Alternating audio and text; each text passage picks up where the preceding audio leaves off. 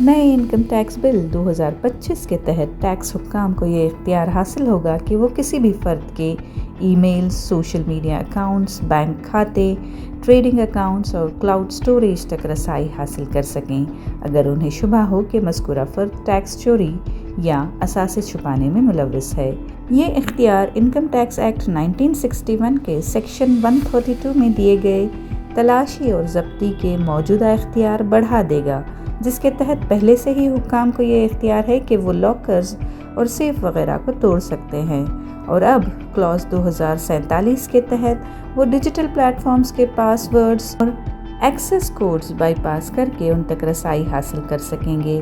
اس بل میں virtual digital space کا مطلب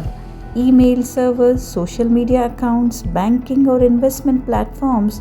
اثاثوں کی تفصیلات محفوظ رکھنے والی ویب سائٹس اور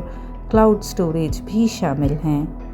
تلاشی کے مجاز افسران میں جوائنٹ ڈائریکٹرز، کمشنرز اور انکم ٹیکس افسران شامل ہوں گے۔ ماہرین کا ماننا ہے کہ اس قانون میں شامل شقیں آرٹیکل 21 یعنی حق رازداری اور آرٹیکل 19(1)(a) یعنی آزادی اظہار رائے کی خلاف ورزی کرتی ہیں، جس سے یہ آئینی چیلنجز کا شکار ہو سکتا ہے۔ یہ بل کاروباری اداروں کے لیے بھی خطرہ بن سکتا ہے، کیونکہ اس کے تحت کسی بھی کمپنی کے ڈیٹا تک رسائی حاصل کی جا سکتی ہے۔